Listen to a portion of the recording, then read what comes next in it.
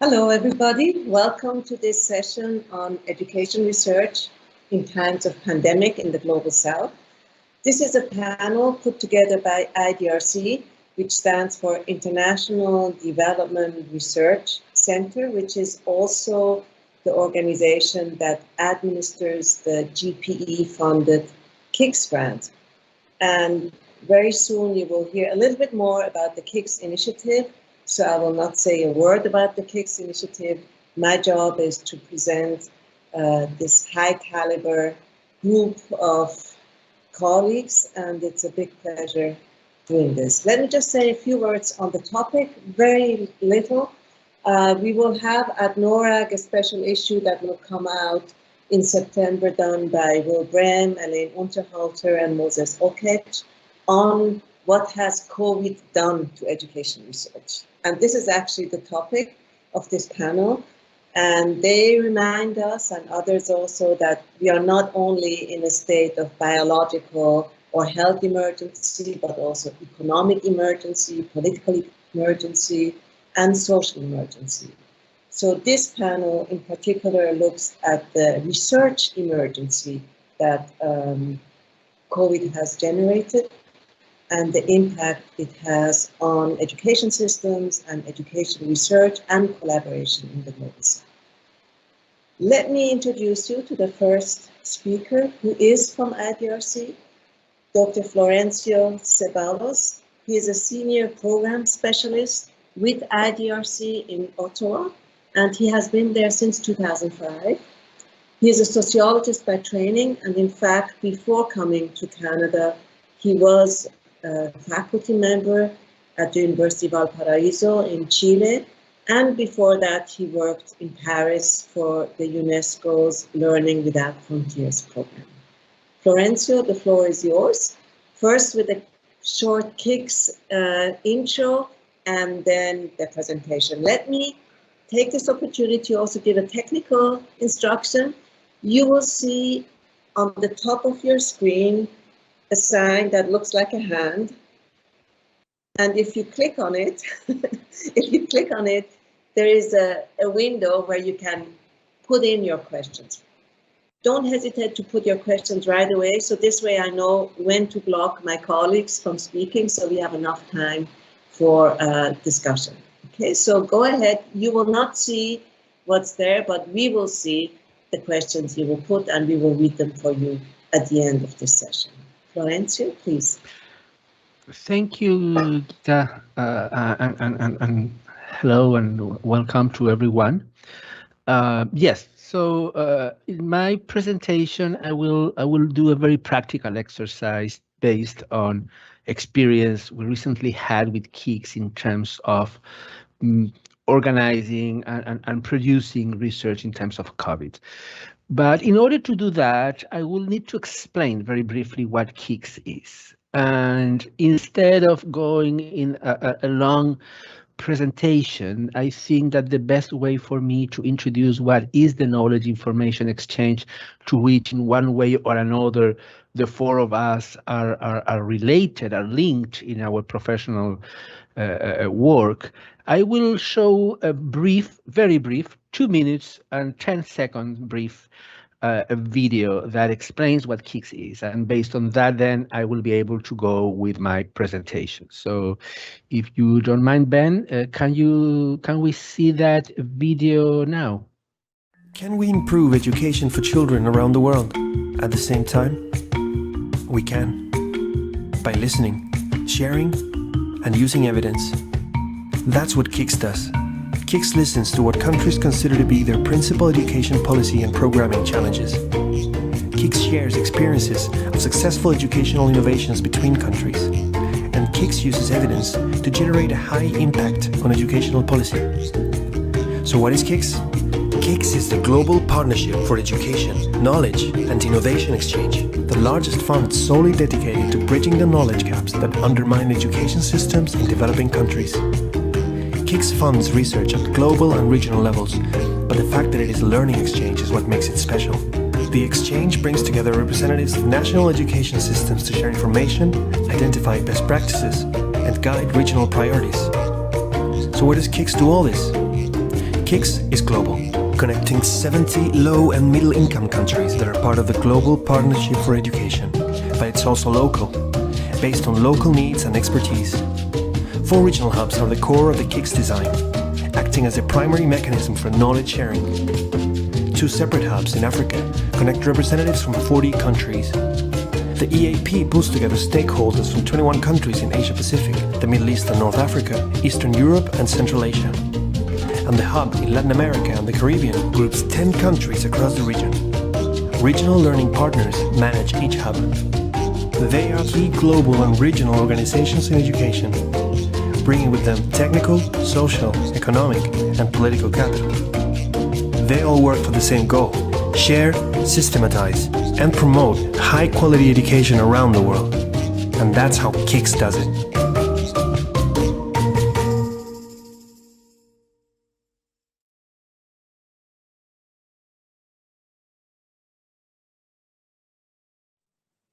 Okay, thank you. So this is KICS in a nutshell, and I will not have to talk more about it. You now know, broadly speaking, what is it about. What I'm going to do today is to have a very practical exercise based on the different research that we are supporting. In particular, one set of research. So we have made a global call in 2019 for 12 large research projects around the world.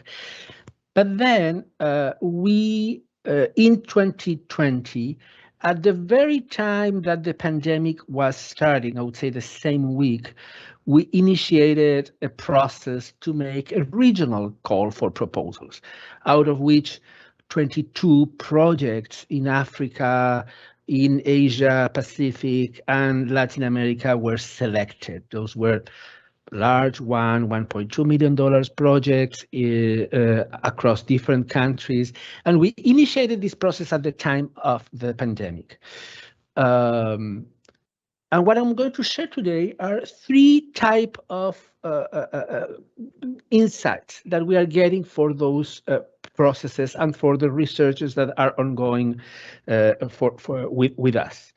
The first one has to do with aspects that are more about how to do research, or how to do research in times of COVID. So what are the disruptions? What are the methodological challenges that are associated with doing educational research on the field in the South in times of pandemic?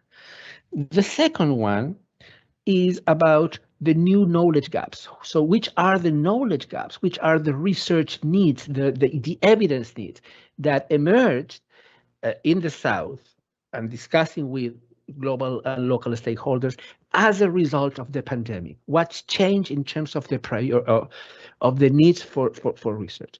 And the third one is about the ability of that research to impact or to have an uptake in policy innovation and practices in this context. So what is the ability of the research that we are conducting to actually move the needle, to actually have some type of influence in the policy making processes? So I'm going to talk about those 3 things based, as I said, on a number of projects that we started before the pandemic and during the pandemic. And it's important during the pandemic because for our regional projects, what we basically did is that rather than deciding from the top, okay, those are the topics that you are going to talk about or you are going to research, we did a very thorough consultation, as thorough as it was possible in May 2020, with local stakeholders. Suma and Gita were involved actually in those consultations in different regions of the world. And from that, we decided which topics we will incorporate to those calls. And from that, we found how COVID was already permeating those needs. Remember that at the time, 80% of schools, or probably more than 80% of schools, I can't remember the name, the specific number now, were closed. So we were dealing with a context where actually you had a global closure of pretty much every single school. So if you can move to the next slide, please, Ben. The next one, sorry. There you go. So let's talk first about evidence gaps. In those consultations and on different conversations we had with partners on the field, we realized that a number of aspects were actually changing in terms of what type of evidence, what do we wanted research to address.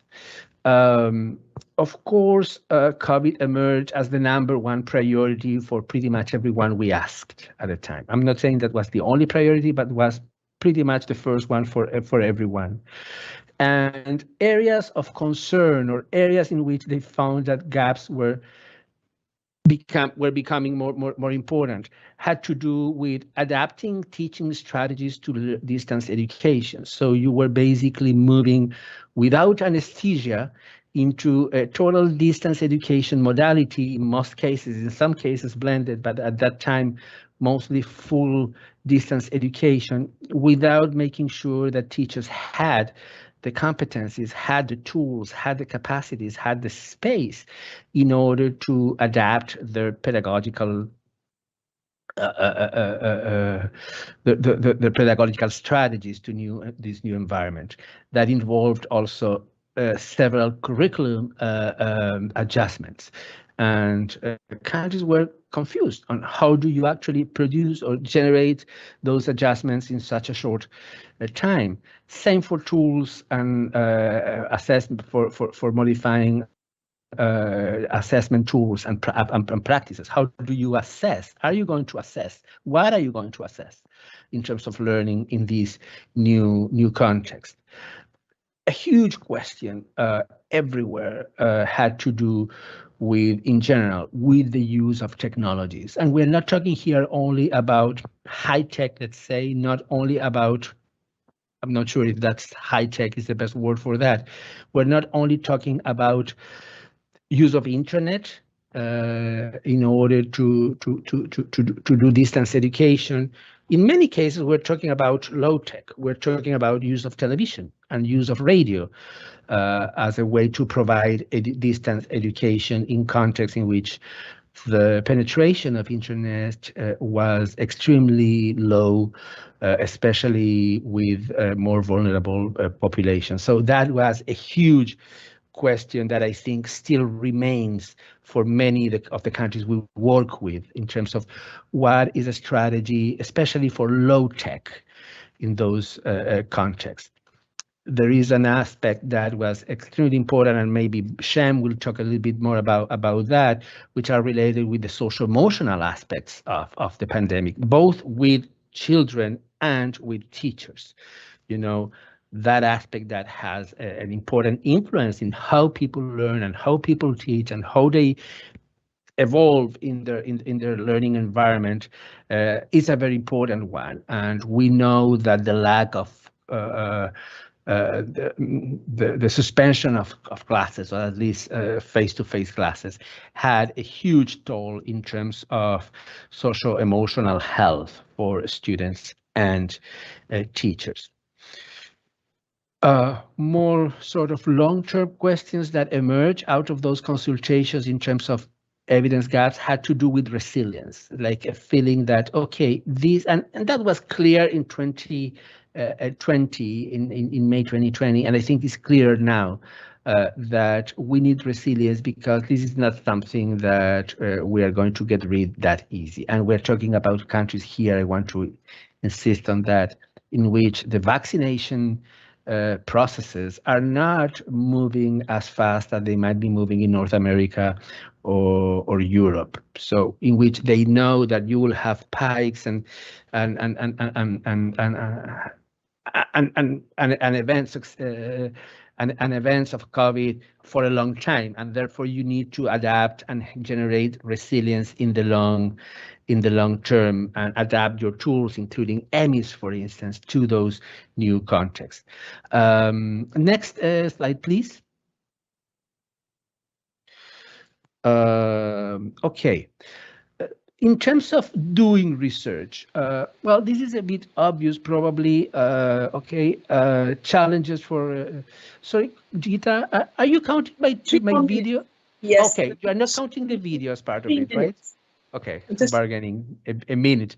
But are related first with the ability to collect information on the field. How do you do field research in education in the South if the field is closed, and even if it's open, you don't have access to it? And that has involved a lot of creativity, a lot of adaptation, and a lot of innovation in order to conduct, especially qualitative research that can somehow sometimes replace what you will get in a face-to-face relationship in more traditional context. Of course, there is a whole question of security and health protocols for research, for researchers and participants that we had to invent from scratches. Nobody had really such a protocol, and those are not very much available when it comes to research what is possible and what is not. There is certainly a question of availability of the different actors you want to approach through research, especially teachers and directors and principals. Those are people that are at home, they are with their own burden questions, and so the methodology, the way you approach it is getting very different. And finally, next slide, please.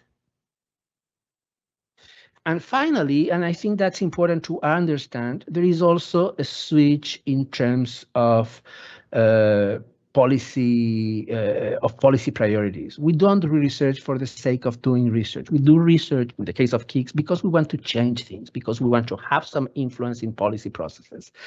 And this is a difficult time for that, for basically two reasons. In one hand, you had ministry officials that are overwhelmed by other demands that are way more urgent in some cases, reopening of schools and so forth.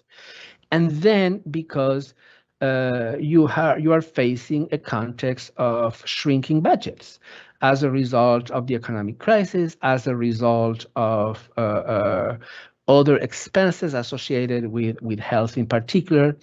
Thank you. And so to capture their attention, to put that on the top of the agenda, even though they might consider that they need the evidence, there is a practical aspect that is always very complex in terms of how do we actually generate that space for ministries of education and stakeholders to listening. And we have been able to do that, I would say, especially through the hubs. But it's certainly a challenge that has to do with a shift in policy priorities and policy capacities and policy availability throughout this COVID pandemic. And those are things that we have been able to adapt in some extent, not in others. And despite that, you still see from ministries of education on and on and on again, a need for long-term planning. They ask you to put that in the long-term context, and that will change also priorities in different ways, including, for instance, a new look at the role of edutech or technologies in education as part of the whole mix. So I will stop there for now, Gita. Thank you very much. Thank you so much, Florencio. Florencio Ceballos, he talked about the way we do research and on the priorities that have changed as a result of the pandemic. And just as a reminder, there's a little hand up there in your screen. Please ask your question from Florencio or on the panel, and we will gather the questions at the very end. It's my great pleasure now to introduce you to the second speaker, Shem Okorebodo. He is a senior program officer with ADEA, with the Association for the Development of Education in Africa, and he has been with ADEA since 2015. And he also, at the same time, he continues to be the focal point for ADEA's support to the African Union in the implementation of the Continental Education Strategy for Africa 2016 to 2025, also known as CISA 16 to 25, the Agenda 2063 and the SDGs 2030 agenda. It's a pleasure to have you on board. Shem, please, the floor is yours. Thank you, Gita. I'm going to speak about the KICS Observatory on COVID-19 responses.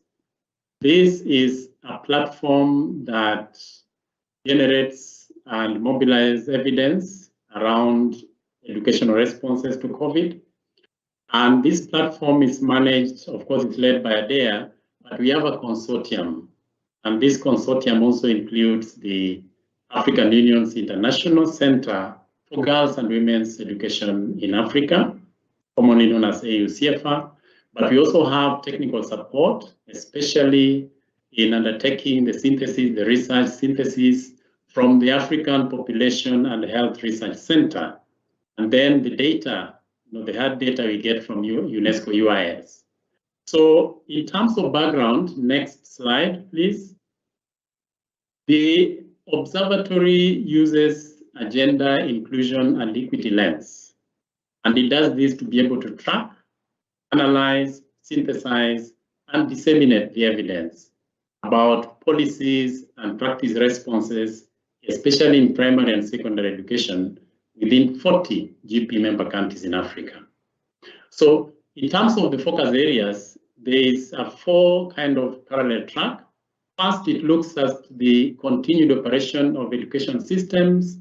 And here we are looking at teacher training, teacher support, learner support, financing, assessment, and of course, the resilience of the education sector in African countries, as mentioned by Florencio. The second track is around looking at the well-being of learners beyond, the classroom. We look at issues of nutrition, provision of school meals, for example, access to, health services, how to support learners in terms of psychological and psychosocial support.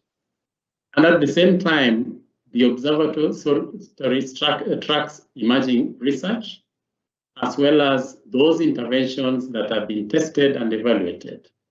And finally, and this will be in the last quarter of the duration of the project, we are going to conduct some case studies, focusing on specific areas in order to develop some of those promising practices that can be used by other countries and can be scaled up and used by other actors.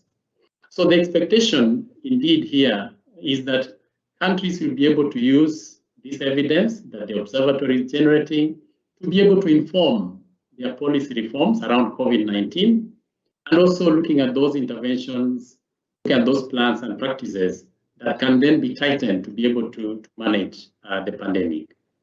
So I want to focus today on education financing, which is one of the areas that we have covered. But before that, I just want to take you through where we are so far. And so far, after we launched the observatory in November last year, we have been able to produce a blog, at least highlighting and giving visibility to the platform and what it's all about and explaining about it. And we also did develop the first policy brief around teacher and learner well-being during the pandemic. And we now have online 5 live spreadsheet trackers. These are looking at evidence around assessment, teacher training support, student learning, school reopening, learner well-being, as well as education financing. And then we have ongoing synthesis papers, as I mentioned, being undertaken by APHRC, of course, with support from the consortium team. And these, so far, we have produced 3 synthesis papers around learner well-being, financing education, as well as school reopening. But we're also going to have papers around assessment, as well as really the long-term impact of being out of school. We know out of school children and youth is a major problem. Next slide, please. So now going straight into education financing, we first of all looked at the evidence around the challenges to financing education in Africa. And we had about 5. First, of course, is the perennial inadequate resources. And especially now, how it is difficult to support the continuity of learning, especially when we look at issues of inclusion. The second one is over-reliance by many African countries on external funding for emergency responses. And the third one is budgetary allocations to public health, because of course the pandemic was first a health issue and then other sectors came in. So those allocations to health led to cuts in education and of course other sectors. The other one is about the debt repayments. These are commitments that countries have undertaken and which they cannot get rid of. So those debt repayments and other competing priorities. And finally, of course, those pre-existing challenges we have had, whether it is conflict for land, whether it is for grazing, whether it is external conflict. So those are some of those challenges. So the evidence tells us that African countries, at least the 40 GPE African countries, focused on 4 priority areas for funding. First of all was on remote learning, to ensure that there's continuity of learning as much as possible during the closure of schools. The second one was on teacher training, on the use of remote learning technologies.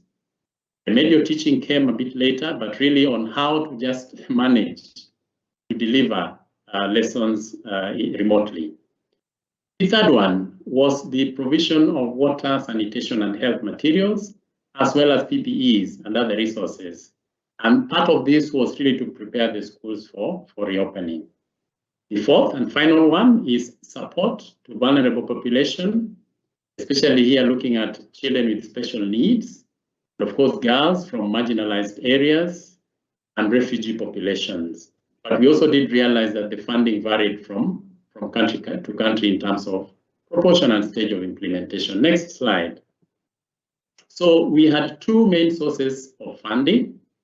Of course, the internal or domestic sources coming really from government in terms of reallocating budgets to ministries of education and of course other ministries because of COVID, and of course revising some of the programs, maybe withholding some and letting some go, but also from external sources as I've already mentioned, development partner assistance, private sector through some of the in-kind or subsidized contributions. We saw a lot of providing platforms for free airtime, for radio and TV broadcasting of lessons, and also providing some of the digital tools and platforms. But also the households came in terms of, paying some of the school fees, providing some of the meals, additional expenses. We know in many African countries, although we have universal free primary education, for example, but we have some hidden costs. When you look at school uniform, and you look at dresses and all those uniforms, and you look at textbooks, etc., etc. So these were really some of the sources of funding. Next slide. This is just sort of a graphical representation of the priority areas, which particular partners were involved where, and which particular countries we managed to get some of the evidence from. So if you look at remote learning, for example, we have, of course, GPEs, I believe, covers all of them, but we also had other partners coming in, and then some of the countries. So I would not like to dwell much here. I want to go to the next slide, which is looking at some of the country responses to financing education in those 4 areas. So if we start with remote learning, I think the focus was mostly around developing content for remote learning, and also the delivery of that content, preparing the platforms such as radio and TVs, as well as some of the tablets in areas that were able to get these, so that learners can access this information. Then there was also provision of remedial programs when we look at Burkina Faso, for example. And of course, other areas, training of teachers, which then comes to the next one. So when we look at teacher training on remote learning technologies, we had several countries that provided this evidence. Uganda, looking at introducing ICT tools to national teacher colleges. Central African Republic, really looking at teacher training even around gender-based violence and in addressing psychosocial needs of learners. If we look at Kenya, training teachers, head teachers in interactive remote learning, as well as curriculum support personnel. And Kenya went a step further in equipping caretakers and parents, because these are also very important constituencies in supporting learners for remote learning. Next slide also continues with the country responses, but now we look at the provision of wash materials and related resources for school reopening. We had countries such as Burundi looking at the supply of those wash resources, but also sensitization on how to use them in order to prevent COVID-19, the construction of wash facilities in Chad, looking at also providing first aid kits in the primary and secondary schools by Ethiopia, and then Sierra Leone also coming in, reopening of learning initiatives that are targeting a good number of students and teachers. The same for Mozambique, including improving toilets for girls and persons with disabilities, providing sanitary towels, and of course, increasing the enrollment. Mauritania focused a lot on the rural poor to be able to participate through school feeding of learners. And then we have Lesotho and Togo in that order. So finally, on the fourth aspect, the inclusion of vulnerable populations in education, we had several countries having initiatives around this aspect: Kenya, Mali, Republic of Congo, and Zimbabwe, looking around gender equality and inclusivity, and especially in teacher training. We see Nigeria having a girls-focused program, and Mali looking at how to safeguard learners from violence with a particular focus on girls. We know what is happening on that part of the continent. Then we had remedial programs, gender-sensitive remedial programs, especially in Zimbabwe and also in Benin. And Senegal created digital safe spaces for girls to be able to access their peers and their mentors and to provide information. Then we had, of course, Malawi as well as the Republic of Congo in that order. So if we look at the next slide, in terms of the gender lens in education financing, we highlight both the global approach as well as the continental approach. We had the GPE's Raise Your Hand financing campaign, mobilizing domestic and internal financing of education in Africa. We also did have the African Union International Center for Girls and Women Education initiating the Africa Educates Her campaign strategy to increase awareness on getting girls back to school post-COVID-19. And of course, also proposed strategies under this one of the AU includes revising some of those policies that are hampering reintegration of pregnant schoolgirls. We do have some countries which still have policies that don't allow girls that are fallen pregnant back to school. But there's a lot of transformation going on now as a result of this campaign, and we see positive developments in this area. And of course, the issue of partnerships is really critical. So finally, on the next slide, I just want to highlight some of the recommendations. The first one is urging African countries to allocate more domestic resources to create sustainability in financing emergency responses. This is really critical. Now, the second one is how to demonstrate all emergency funding responses as enhancing equity and inclusion in education, because that is when we will know that funds that are being targeted are not only reaching the right recipients, but also that they are actually doing what they are meant to do. So the issue of enhancing equity and inclusion really requires a demonstrable, practical aspects on that. The third is to seek and support major investments in education technology. Lorenzo has talked about this. We know that the infrastructure that is currently existing in many African countries cannot enable many of those who are in hard-to-reach areas, in marginalized areas, to be able to really get access to education. And it is time, really, Africa looked at improving its infrastructure to be able to put remote learning, not only as a standalone platform, in the event that we have a crisis like COVID-19, where the in-person learning cannot take place, but also in a hybrid approach, so that it can work hand in hand with in-person learning to be able to get as many learners as possible, accessing education. The fourth, consider cancelling external debts. I know this is a tall order, but it is important to call it out or make them conditional on support to education, so as to help struggling economies to channel more resources towards equity and inclusion in education. And finally, having direct financing to improve human capacity in education systems in order to respond to crises such as COVID-19, which is really still here with us. So this is where I stop, and back to you, Gita. Thank you. Thank you so much, Shem. So Shem really focused on coping with the COVID-19 and all the different reactions and policy responses. So I think all these presentations beautifully complement each other. And thank you so much. And as a reminder to all the participants, remember that little hand up there, ask your questions. We will open up soon, and after the next presentation have time for questions and answers and comments. It is my pleasure now to introduce to you Dr. Javier Gonzalez. He's based in Chile.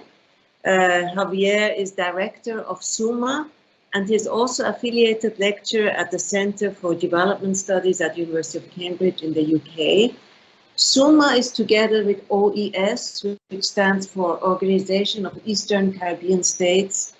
They have a consortium in which they are the hub for the Latin America and Caribbean region of KICS activities. So KICS activities is not just in national level, but it's also being the link between all these global and regional grants that you heard about, which Florencio briefly introduced at the beginning. So Javier, the floor is yours. Thank you very much, Gita, and thank you to the previous panelists, to Florencio and Bodo, and of course to IDRC and GPE for putting this together and making this space available for a very important discussion. And I think COVID has reminded us that we are in the same boat, but probably in different chambers within the boat. Some are sinking faster or in a more dramatically manner than others within this boat, but we're together in the same boat, and that means that we need collective responses, we need collaboration at the international level, and we need new mechanisms and new governance systems to really address issues such as the COVID. It is important to also to say that we should never leave a crisis to waste, basically, and not to take advantage of what COVID is showing us. And basically, what COVID is reminding us also is the huge inequalities that exist around the world. And now that I'm talking about Latin America, in Latin America, being the most unequal region in the world.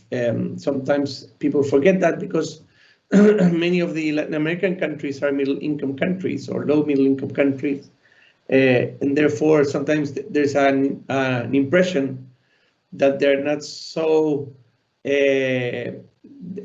deficitary in terms of the quality of education, but it's indeed very unequal, and that means that we live in different continents, really, or in different countries within a same country in Latin America.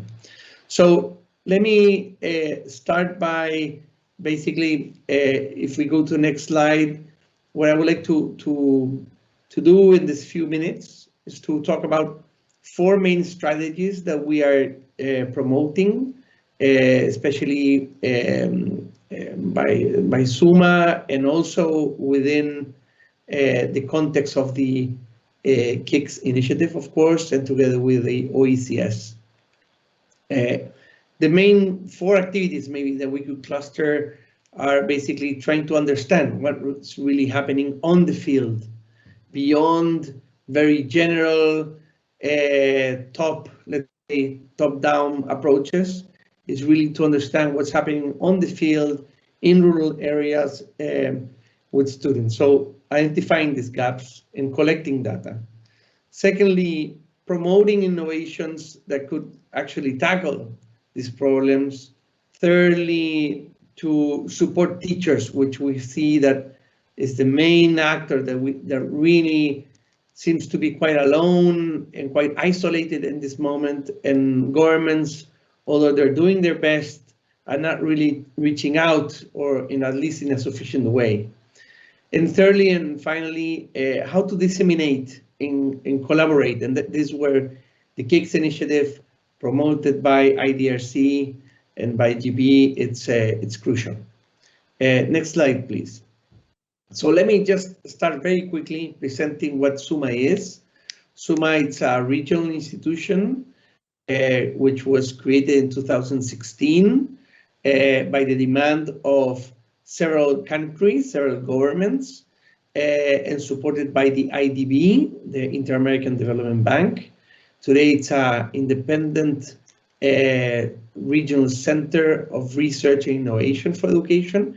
And its main aim is to promote the right to education with a focus on closing gaps and social gaps and cultural gaps that we see in the region, both from the top, let's say structural level reforms, but also from the bottom, looking and working really directly. So it's not only a research institution, we work directly also with teachers in specific schools on the ground, so that we can really learn and get some lessons that we can then scale and disseminate in the region. Next slide, please. Next slide.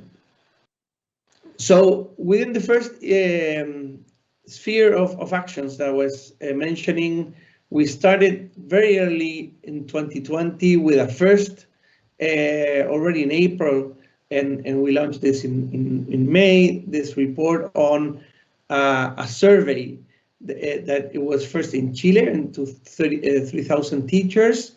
And basically it showed already things that were quite striking. In the case of Chile, it's one of the highest income countries in the region. And therefore there was the impression that we were already in the cyber era of things, and therefore most of people were connected, and therefore we would not be hit so much. And I think it was the positive side of COVID is that it showed that it was an illusion. And then actually, just to mention one figure, is that in May 2020, only 60% of teachers were actually in touch with their students online. But when we asked them, well, to each one of the teachers, how many students are you actually contacting? Only they were contacting only half of them. So only 60% were in contact, but those who were in contact only were able to contact 50% of their students. So we really had a dramatic situation, again, in our country that seemed at the time to be probably the best prepared for it. So this kind of created an alarm for SUMA.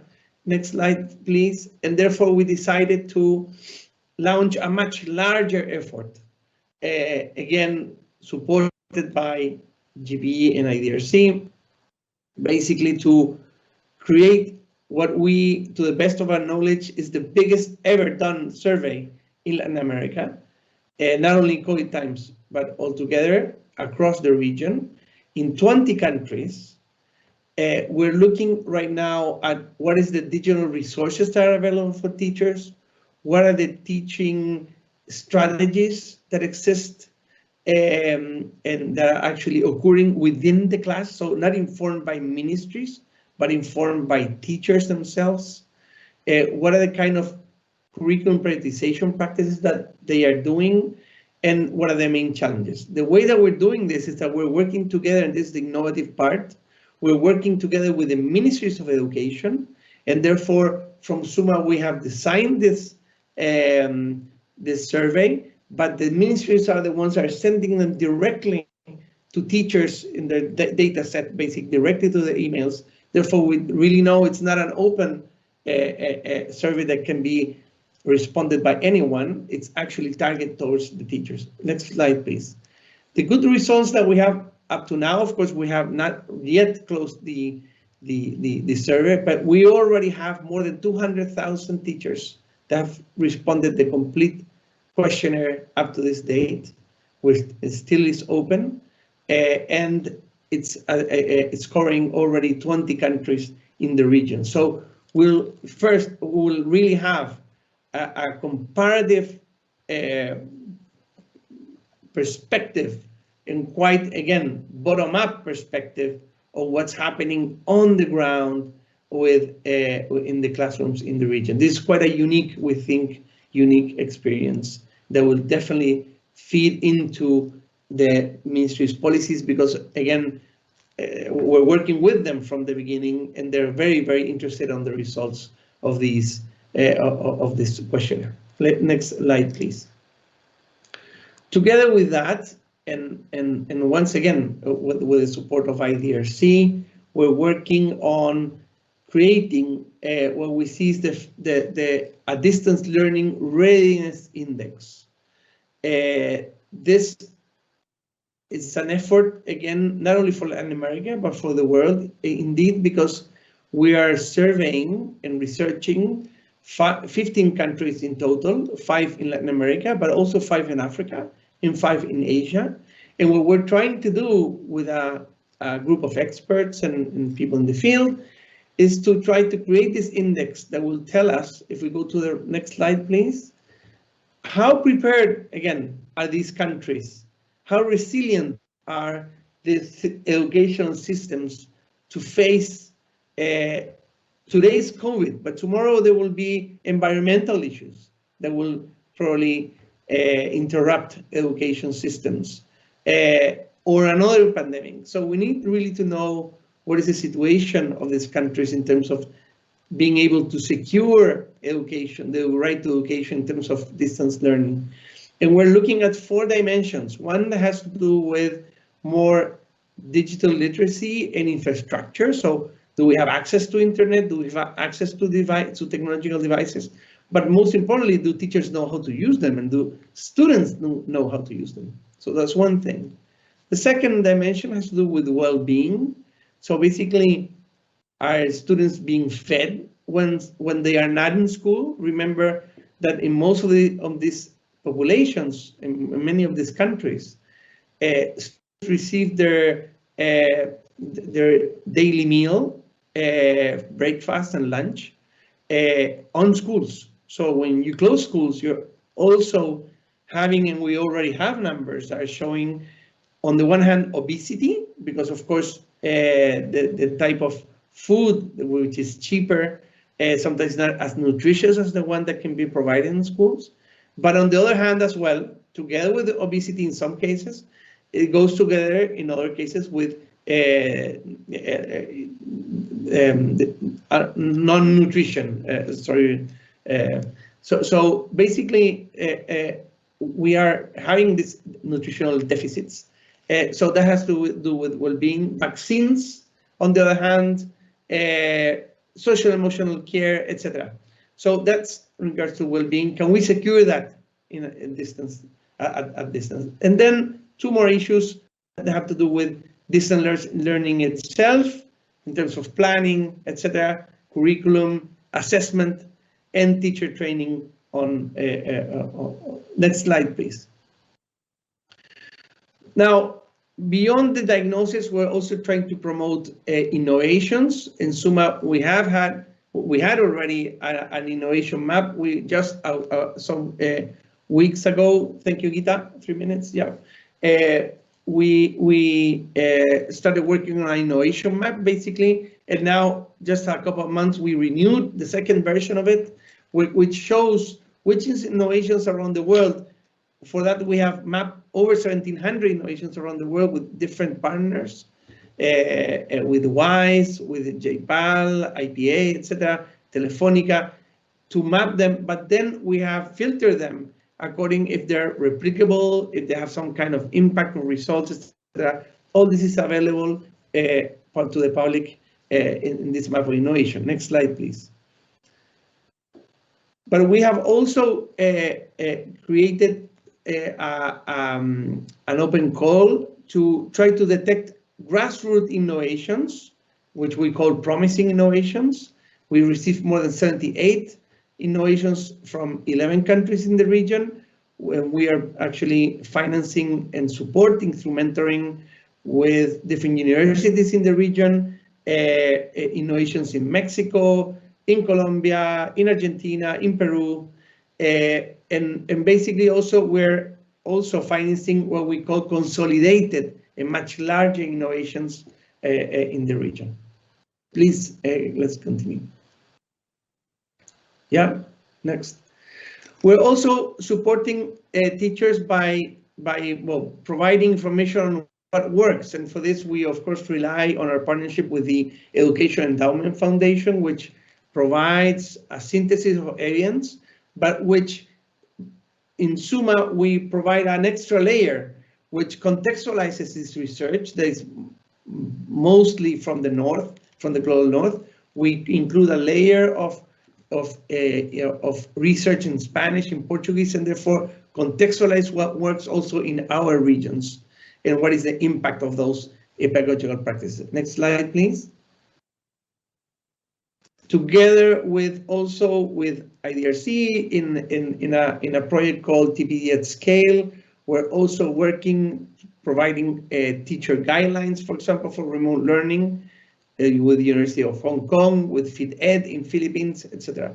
Next slide, please.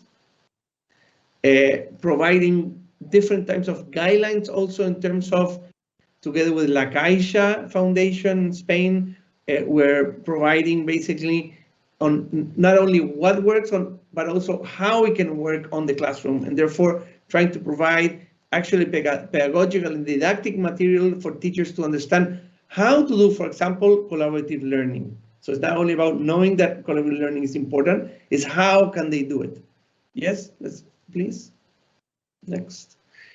And then try to scale this up in countries, and this is an effort, and I think it's very important to mention that this has received a lot of, it has been promoted very strongly by the government of Honduras. There's a lot of engagement, and we're working with the Ministry of Education in really piloting a new model of online teacher training, which comes actually from Asia. So we're trying to learn from different experiences around the world and trying to promote this online learning, which at scale, basically, we're today piloting for around 80 teachers, and then the idea is to scale it up as a national policy for Honduras.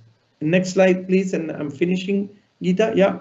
And finally, for dissemination, which is my last point, of course, the importance of one of these 4 hubs, the KICS hub in this case of Latin America, that we do together with OECS and many partners really in the region. I think this is a very bold initiative, and I say it very honestly, because what we're doing, we have a chance of working with the highest level of ministry authorities, but also with the teacher unions, with NGOs, with academics, deans of university, faculty of education, etc. We're bringing people together to really discuss what are their priorities. And this is a very kind of south perspective of how we can do development and how can we do research in this. So it's not basically determined by only global agendas, but it's actually really determined by the country's priorities. And once we have identified these priorities by the countries, for those countries, we're moving towards really identifying these innovations and trying to mobilize solutions so concretely. So it's not theoretical. And I think Florencio was saying, and I like that when he said, well, we're not doing research for the sake of research. We're doing research because we want to help support countries to really change things. And I think the example that I just showed for example, on the teacher training program that we're doing in Honduras, we also we're doing in Ecuador and other parts. It's the concrete proof that the KICS is not about only bringing people together and talking theory, but really doing things together to mobilize evidence to really change reality for the best. So thank you very much. Thank you so much, Javier.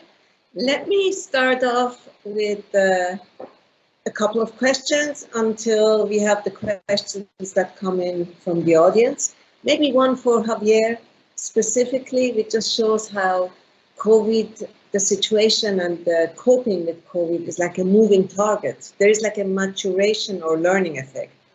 Just exactly in the research that you were doing about distance learning readiness index, the question that you ask now is probably different than 6 months ago. So how do you deal with the fact that the survey is still open and people keep filling out the responses? What is the learning and maturation effect? And the other one for everyone, about, maybe the phrase that Jenny Osga and Sotiria Grech phrased as governance by numbers. We do governance by numbers in our field in development. We do benchmarking, and then we do target setting, start out with a baseline study, and then, so what happens with this very evidence-based planning or database planning in the absence of researchers being able to go to schools or being able to observe? Who can I give the floor? Sorry.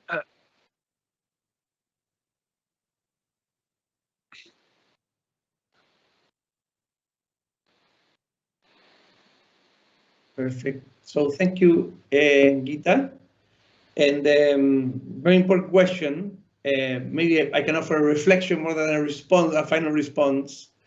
I think at the beginning of the crisis, of the COVID crisis, everybody was quite obsessed on only internet and technological devices, and on the other hand, also there was this myth that we were in the fourth revolution of things, and therefore that we were quite prepared, and children and families were natives in terms of in many parts of the world. I'm not saying in every part, but in many, even in developing countries. And I think that myth has been cleared, that it was a myth, that we're not in that reality. And I think it's good because it was misleading in many cases, even for international organizations, to believe that the future was artificial intelligence, and we were already there, right?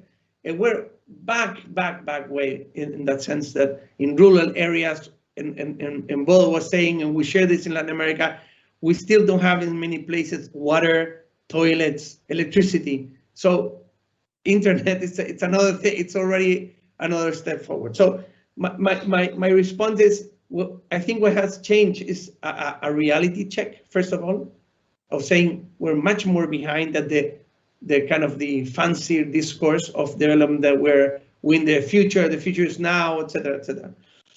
So what the COVID has revealed, and I think all this information is first, it has exacerbated and shown and revealed and removed the veil of ignorance, Rawls would say, by this sense, in this case would be that of these very deep roots of inequality. We're very unequal countries. And I think this shows this very clearly, very dramatically, but also offers a chance. And maybe the second thing that has changed throughout the crisis is that we thought that it was going to be much more of a temporary shock, something that would go away in 6 months. It's been almost now 2 years. We're still in this crisis. In many countries, of course, we don't have vaccines yet. So it's something that will stay with us, first of all, for a long time. And I think that perspective has matured. And finally, therefore, we need long-term solutions as well. So I think we need to, and with this I finish my answer, basically, is we need to really take into account this very root historical inequalities that exist, in the one hand. And second, of course, we also need to have a plan in terms of leveling, and I would say two things. One, in terms of leveling learning processes and programs. So we need a kind of a important, for the next 5 years, an important program to level these learning gaps, to train teachers, because they haven't been trained for so much heterogeneity within the classroom. Thirdly, to really work for the well-being, social and emotional well-being of students. And finally, the financing of education, which I think Bodo was very clear, but it's also true for Latin America.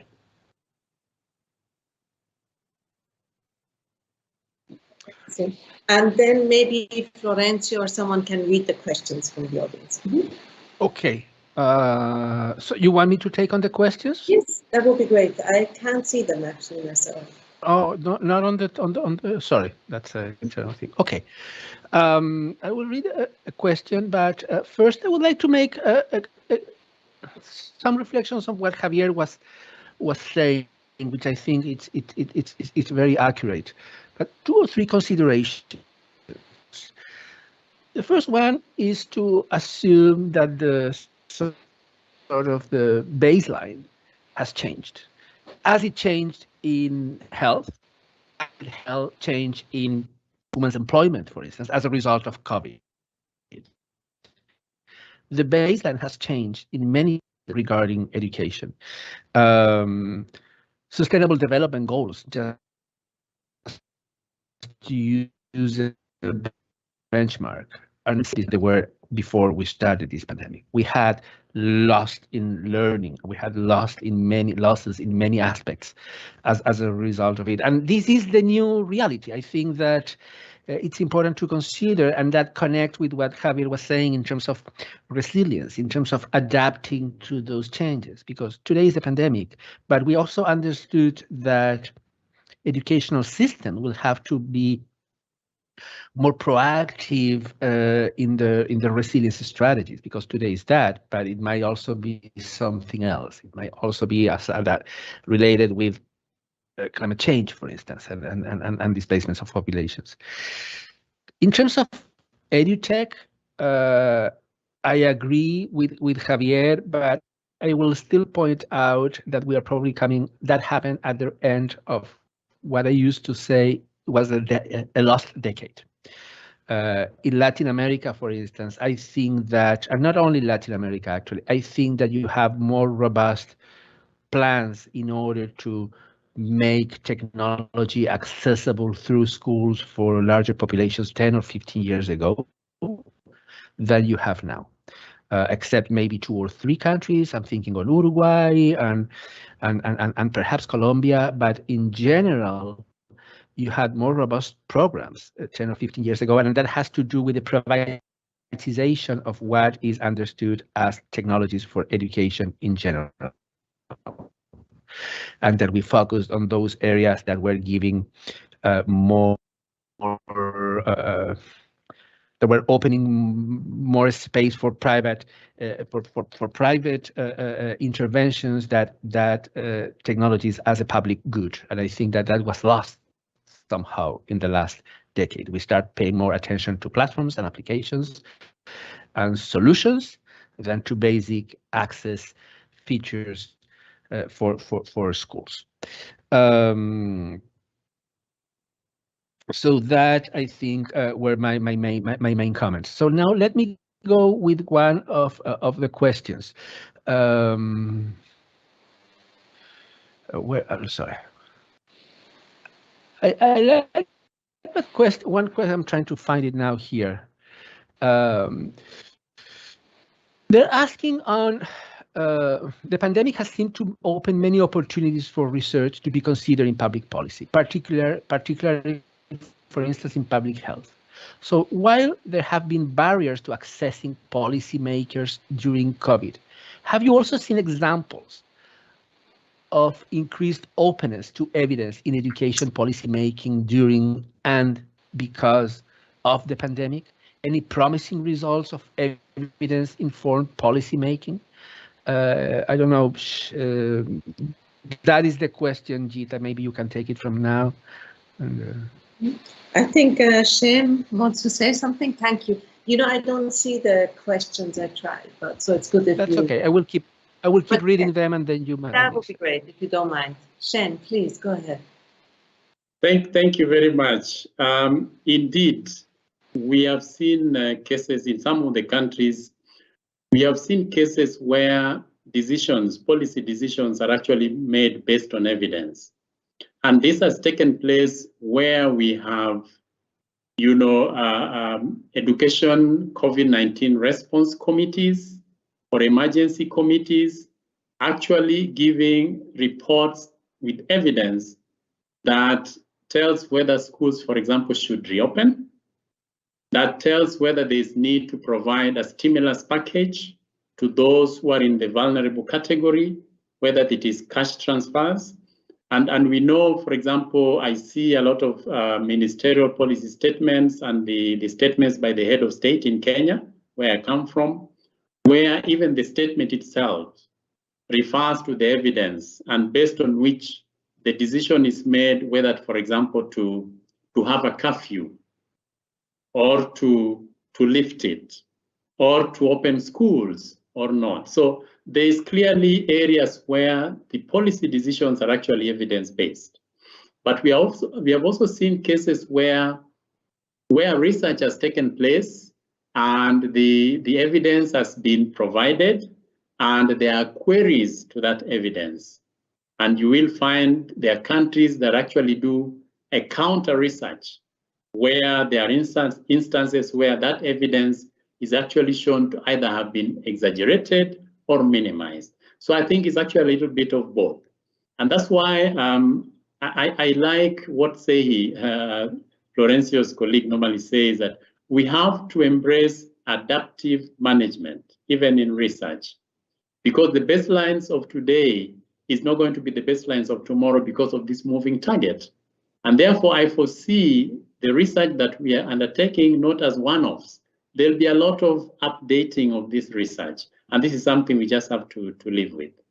That would be my response. Thank you.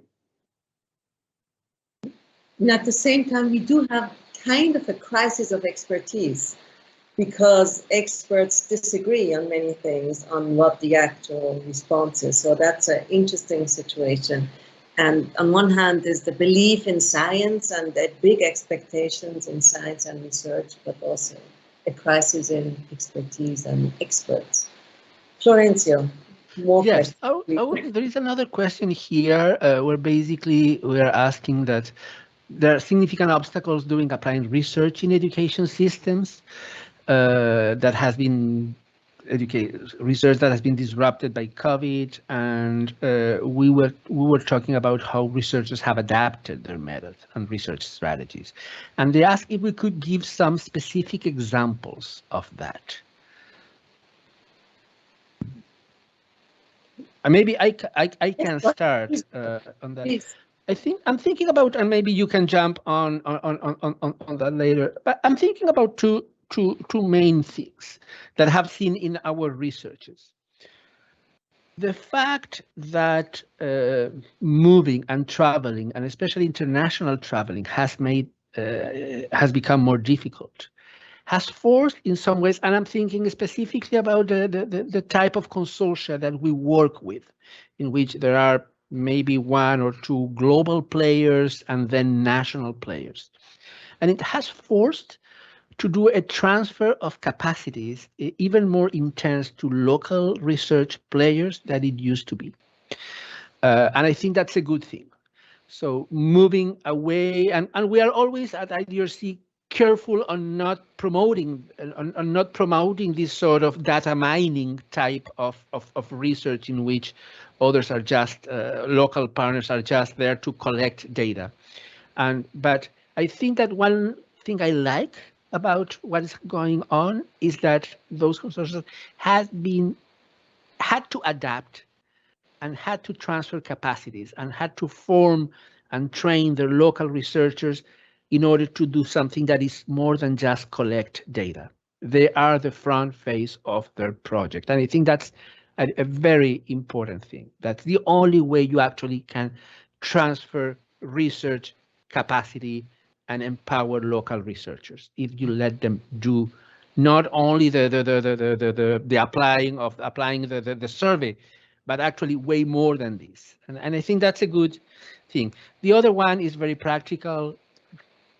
Many researchers now are factoring in their budgets that they will need to facilitate ways for their teachers, for instance, that participate in the research to connect. So to have a tablet, to have a connection to internet, and that's a way to adapt so they can conduct researchers, interviews and participate in focus group or workshops from home, for instance. That's a very concrete one. I don't know if Shem and Javier, I mean, for sure, the webinars have become much more inclusive also and international because it's cheaper and feasible to have more presentation. Javier, you were want to say something, please. Yeah, I just wanted to build on what Florencio was saying, because it actually has been our case that we have, and the way we work throughout the region usually includes a Ministry of Education from the beginning, because we really believe that when you incorporate ministries from the beginning in the design, the discussion of the problem, and that really increases the probability of then being able to scale this kind of the results of your research and the results of these pilots. But also, we also, and this goes together, as I was saying, with what Florencio was saying, is the fact that we always have a partner university in the country.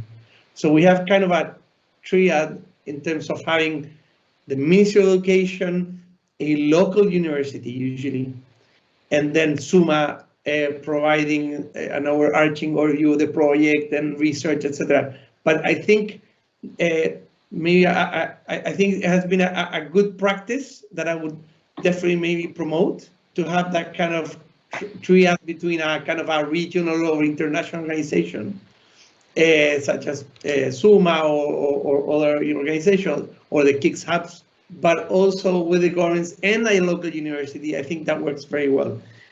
Also, I think, and I was looking at maybe also the question regarding good things that had happened during the pandemic, is the issue of the ministries are much more open to using, to innovating. I really feel that, because they're very overwhelmed really by what the situation is.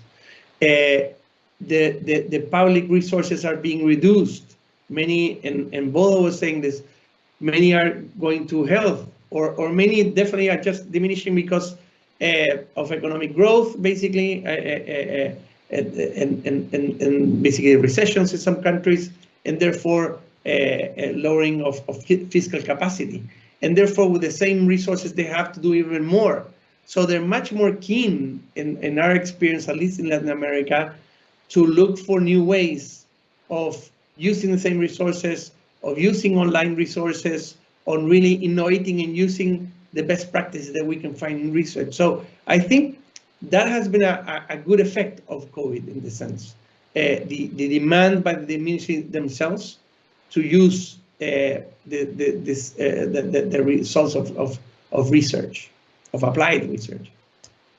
Can I can I ask Shem, do you think that the African scholars and researchers are now more recognized because they're more needed?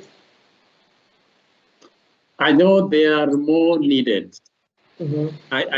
I don't know about recognition. Maybe we are to get there yet, but definitely they are more needed now because of the COVID situation. And Florencio is right. We have to now, even when we talk about focus group discussions, we have kind of decentralized these so that they are happening within the country. So you have levels of focus group discussions. But the one thing that we have seen working very well is facilitating those researchers on the ground to be able to communicate with the recipients, whether it is teachers, whether it is learners, whether it is education officials, to be able to not only be interviewed, but even to be able to fill some kind of online questionnaire. So that facilitation is really critical. So I think it's giving visibility to local researchers, but I think the recognition is yet to come. Maybe that is perhaps the next step. Okay. Thank you. Thank you so much. This is actually a beautiful last word to talk about the importance of recognizing expertise and scholarship in the Global South. And this is what KICS is all about, actually. And we're coming back to the beginning of the presentation and the video that Florencio showed on the IDRC administered initiative funded by GPE, which is KICS. It's all about mobilizing knowledge in the Global South, disseminating it and recognizing it in order to have better reforms and more suitable and more adapted reforms in countries that are externally funded.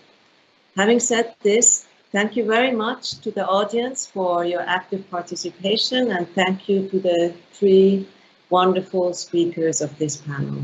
Take care, everybody, and let me give you the last floor to Florencio, who put this panel together. Florencio, you have Yes, no, nothing else to add. Just thank you, Gita, for chairing this panel, and to my colleagues. I think that we had many questions that we couldn't respond. I will just give one example. Someone from the audience asked Javier about TPD at Scale and the TPD at Scale coalition. And I invite you to go to our website, gpekicks.org, and you will find information about the GPE at Scale project and the coalition in there. Thank you very much.